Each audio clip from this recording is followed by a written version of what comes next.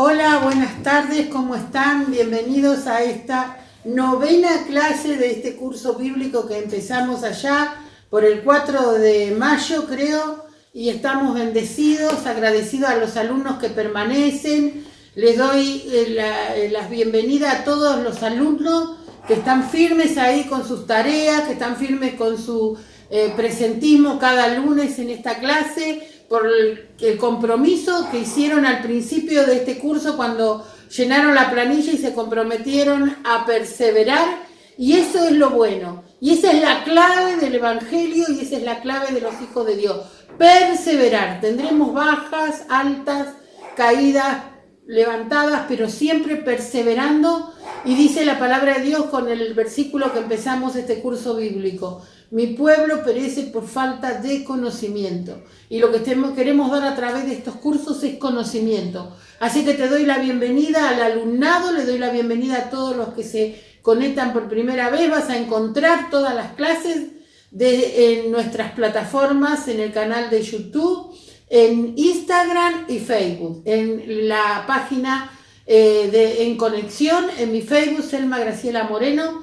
Así que te estamos invitando a que puedas ayudarnos a esparcir este conocimiento de Dios, y hemos elegido estudiar los evangelios sinópticos porque lo más importante es conocer a nuestro Salvador, es conocer a nuestro amado, es conocer a aquel que dio su vida por nosotros en la cruz.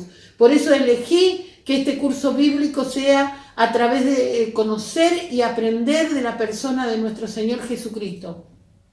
Ya hemos estudiado el libro de Mateo, el libro de Marcos, y hoy llegamos al último evangelio que compone este conjunto de evangelios sinópticos, ¿no? El lunes que viene estudiaremos el libro de Juan, que no entra dentro de este conjunto de libros sinópticos, porque el libro de Juan se estudia aparte, pero no vamos a dejar esto a mitad y tenemos que estudiar los 4 evangelios.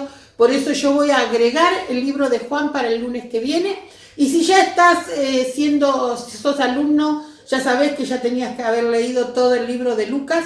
Y nos encontramos con este último evangelio que compone, dijimos, el libro de los evangelios sinópticos.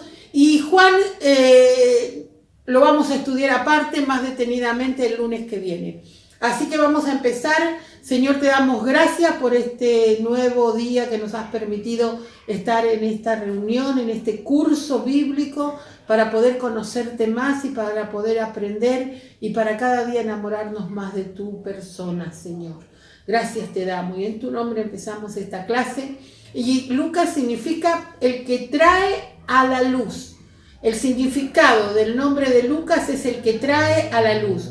Él no era judío. De los 4 evangelistas, o sea, Mateo, Marcos y Juan, Lucas es el único que no es de nacionalidad judía, sino su nacionalidad era griega y por profesión médico. Él se había criado en las altas esferas sociales de Grecia y había tenido uno de los conocimientos y las escuelas más avanzadas, que eran las escuelas de Grecia. Recordá que cuando empezamos este curso dijimos que en ese tiempo de 400 años de oscuridad, aquellos que habían estudiado en las escuelas griegas o habían tenido a su alcance las enseñanzas griegas eran los que se los consideraban de alto rango social. Bueno, Lucas era uno de esos privilegiados que había estudiado en Grecia y su profesión era la de médico.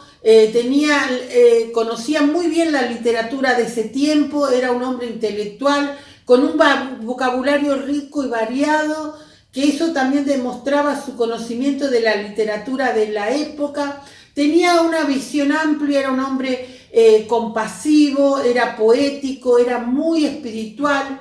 Fue el primer historiador de la iglesia.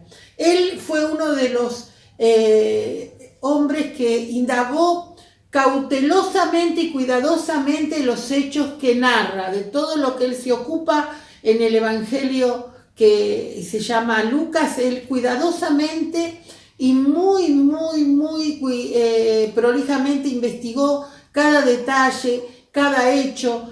Sus fuentes fueron los testigos oculares de ese hecho, como fue Pedro, como fue la madre de Jesús.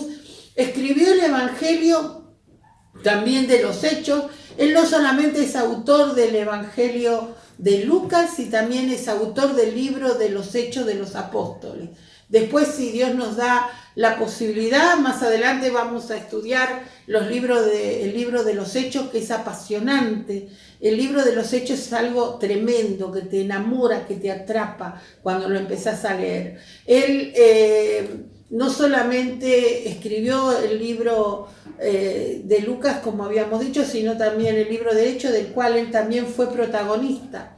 Se lo conoce en las cartas de Pablo. En Colosenses 4:14, Pablo se expresa a él diciendo: os saluda Lucas, el médico amado. Así que en la literatura de ese tiempo, neotestamentaria, se lo conoce a Lucas como el médico amado. Fue compañero de Pablo y de Filemón.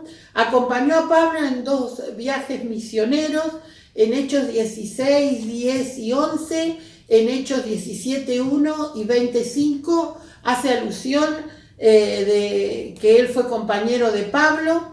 En estos fue considerado como uno de este evangelio, en esa época fue y es considerado como uno de los evangelios más encantadores, porque presenta comprensivamente la historia de Jesús. Brilla por la delicadeza y el amor de Dios hacia los pobres y los pecadores. O sea, recordemos que Mateo muestra su evangelio dirigido a que era la promesa que el pueblo judío esperaba, la promesa del Mesías. Mateo apunta hacia el lector judío para demostrar a través de todos sus escritos y de su evangelio que Jesús, el Cristo, era el Mesías que el pueblo esperaba. Vemos que Marcos apunta también a un público para demostrar que no solamente era el Mesías esperado, sino que también era el Hijo de Dios que venía a servir y no a ser servido. Y lo muestra como un hombre que está todo el tiempo a disposición de la gente, todo el tiempo sirviendo. Y más hace alusión de que el Hijo del Hombre no tenía tiempo para apoyar su cabeza y dormir. Lo muestra y lo presenta como un hombre que estaba todo el tiempo sirviendo, que todo el tiempo estaba a disposición de la gente. Pero Lucas muestra el amor, la compasión y la misericordia que Dios tenía por los pobres y los pecadores. También él muestra la divinidad de Dios, pero no se enfoca en eso, porque él se enfoca ya en el amor, en la compasión que Dios tenía hacia los pobres y los pecadores, como aquel que vino a buscar y a salvar a lo que se había perdido. O sea, el Evangelio de Lucas muestra con este versículo clave a quién él está dirigido. El que vino a buscar y salvar lo que se había perdido, que lo encontrás en Lucas 19, versículo 10. Lo presenta a Jesucristo como sí mismo. Lo presenta siendo Dios hecho hombre. Y eso me hace acordar a mí el libro de Filipenses cuando dice: y aquel que siendo Dios no escatimó a hacerse hombre y morir en la cruz. Lucas lo presenta a Jesucristo en toda su humanidad.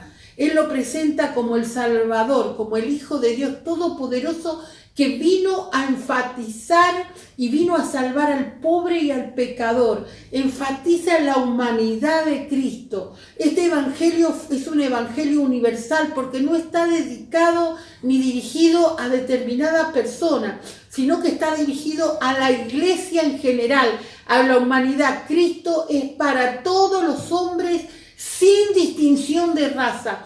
Por eso es considerado este evangelio un evangelio maravilloso, porque es para toda la humanidad. Muestra la humanidad de Cristo, muestra el amor, la compasión, muestra cómo Cristo vino por amor a sufrir, a morir, a vivir la pasión, la crucifixión por los pobres y los pecadores. Es Cristo dando amor, Cristo dando compasión. Lleva la genealogía, no como Mateo, que Mateo lleva la genealogía de Jesús demostrándole a los judíos que él venía del linaje de Abraham, del linaje de David, Abraham, el padre del pueblo escogido por Dios. Pero Lucas muestra la genealogía desde Adán, muestra de que Jesucristo viene de la genealogía de Adán, el padre de la humanidad. Mateo lo muestra que viene de la genealogía del padre del pueblo escogido por Dios, que es el pueblo de Abraham. Pero Lucas muestra que Jesucristo viene de la genealogía de Adán, el padre de la humanidad. Y todas las personas, sin distinción de raza, sin distinción de credo, ni distinción de sociedad. Jesucristo es el Salvador del mundo. Lucas se dirige hacia esa literatura, mostrarle al mundo que Él vino a salvar a la humanidad, no a determinado pueblo, no a determinada raza, no a determinada gente, ¿no?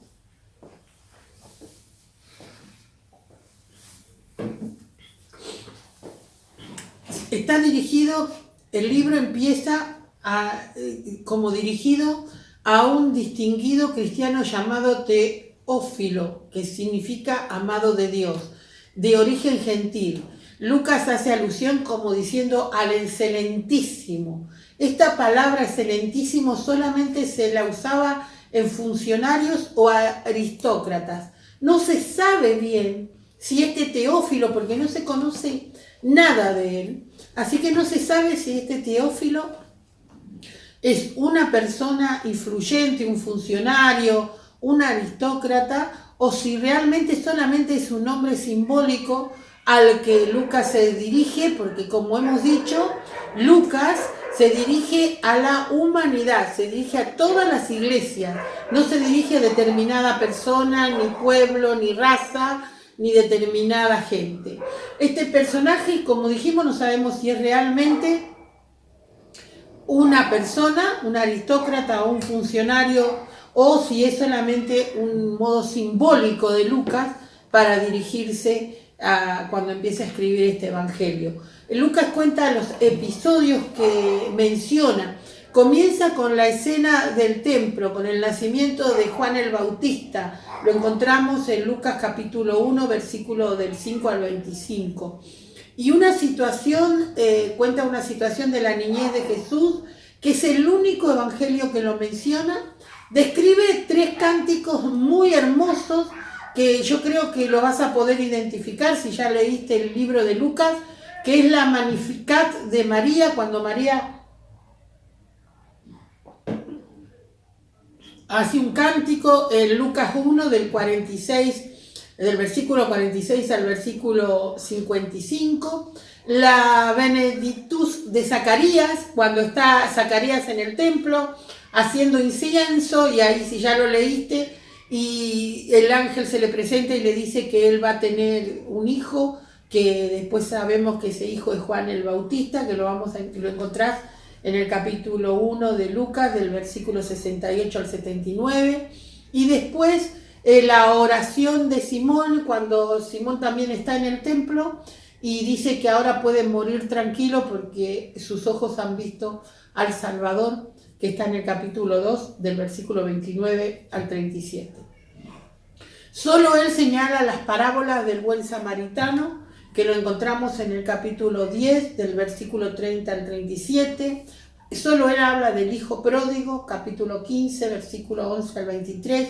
Señala 10 ocasiones en las que Jesús ora antes o después de momentos críticos. Dice 2 parábolas, habla de 2 parábolas que están dedicadas a la oración, ¿no?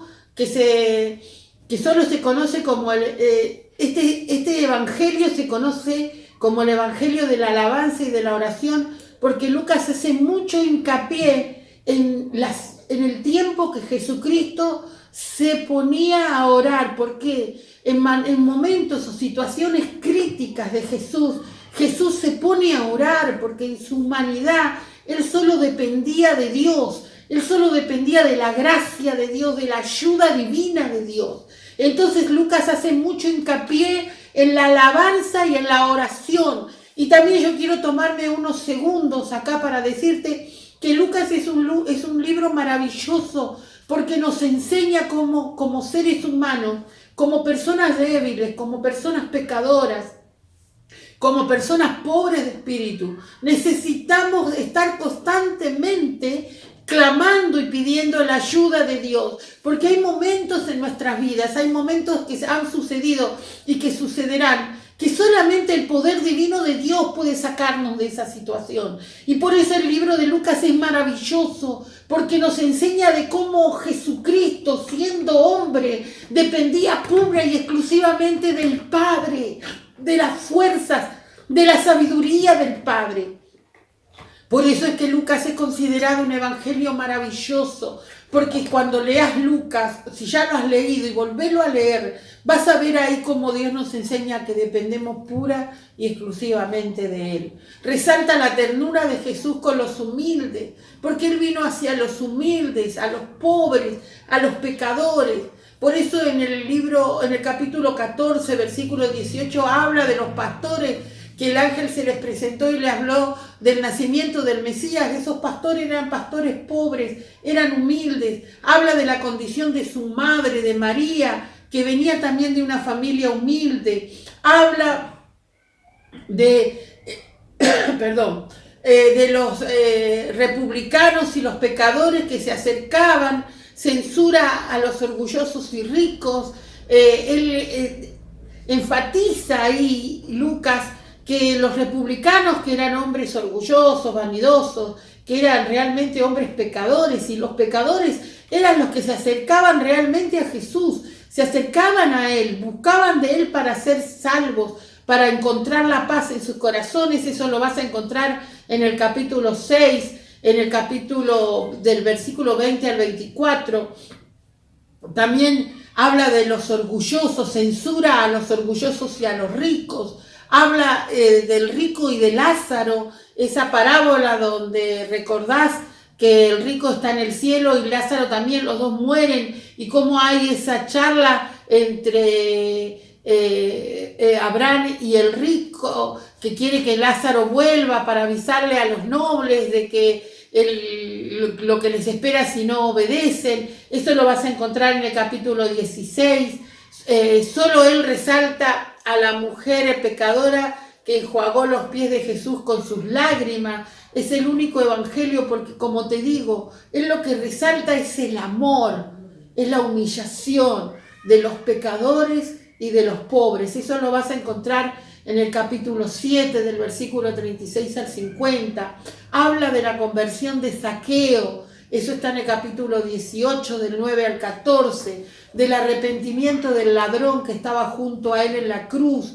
Es el único que resalta eso, y del amor de Dios cuando le dijo: de cierto que nos encontraremos, que ahora mismo estás conmigo en el cielo, en el capítulo 23, versículo 40 al 42.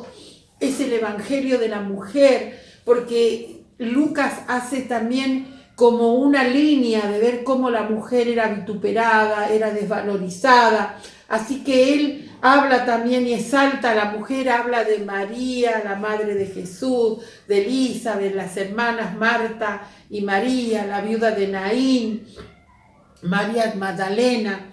Él solo es el que también toma y hace hincapié en los niños, ¿no? Hace como hincapié en que solo los niños, él solo describe la niñez en un pasaje de Jesús cuando a los 12 años venían a Jerusalén a las fiestas que se daban en ese tiempo, y de repente Jesús desaparece, y cuando lo encuentran dice: madre, me estaba ocupando de las cosas de mi padre.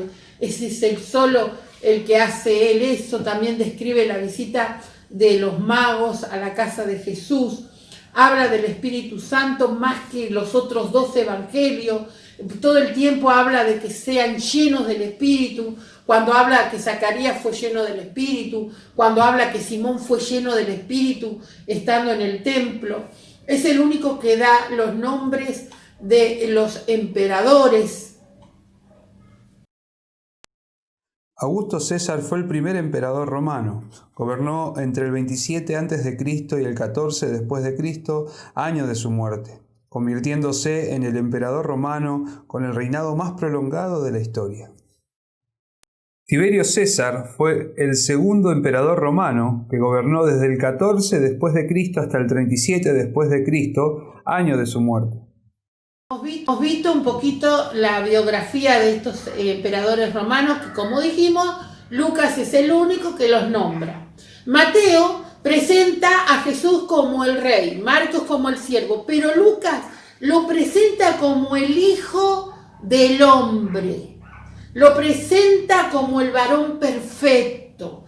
Aunque muestra la divinidad, hace hincapié en mostrarlo como un Dios en toda su humanidad, en su sumisión absoluta al Padre, en su compasión, en la ternura con los desdichados, en la ternura con los pecadores, en la humildad, en la paciencia. Muestra la independencia total de él hacia su Padre, hacia Dios, cómo necesita en todo momento la ayuda del Espíritu Santo.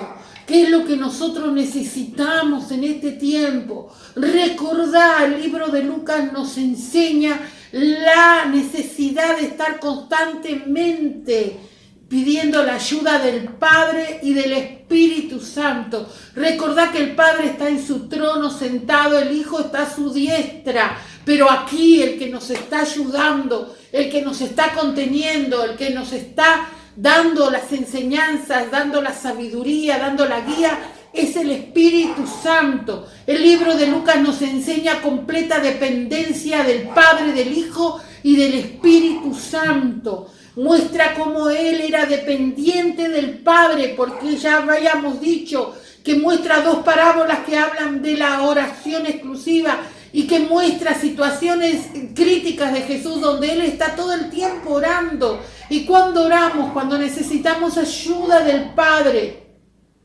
muestra la comunión interrumpida con el Padre, todo el tiempo en comunión con el Padre. Y eso es lo que nosotros necesitamos, eso es lo que nosotros tenemos que forjar en nosotros, la comunión constante, interrumpida con el Padre, con el Espíritu Santo. Es el Evangelio de los tres que muestra a Jesús con su rostro de hombre y con su color blanco, porque dijimos que Mateo lo presenta, lo simboliza con el rostro de león, Marcos lo simboliza con el rostro de siervo y Lucas lo simboliza con el rostro del hombre, porque muestra la humanidad de Dios, la independencia absoluta que Jesucristo tenía hacia el Padre, cómo dependía completamente de la ayuda del Espíritu Santo.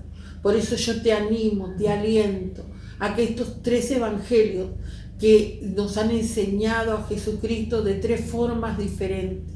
Mateo como el rey, el león de Judá, como el rey, el Mesías esperado, el Mesías que vino a salvar a la humanidad. Marcos como ese siervo, con mucha paciencia, con mucha elocuencia, con mucho amor, para poder estar al servicio del necesitado, al servicio de aquel que lo necesitaba en todo tiempo y en todo momento. Y Lucas con el amor, la compasión hacia los pobres, hacia los humildes y la dependencia absoluta e interrumpida con el Padre y el Espíritu Santo. Aquí hemos terminado los evangelios sinópticos. Yo deseo en mi corazón que hayas aprendido y que puedas repasar una y otra vez estos evangelios. A los que están estudiando, les mando que por favor hagan y vuelvan a leer de vuelta los tres evangelios, Mateo, Marcos y Lucas, y que por favor como tarea puedan describir las 10 ocasiones en las que Jesús ora antes o después de momentos críticos que se encuentran en el libro de Lucas. Les doy gracias a Dios por darnos la fuerza, por darnos los medios para poder hacer este tiempo de estudio, de capacitación, para poder conocer a nuestro Señor Jesucristo, a nuestro amado, a nuestro Salvador, para poder verlo en todos los aspectos, como el Rey, como el siervo y como el hombre.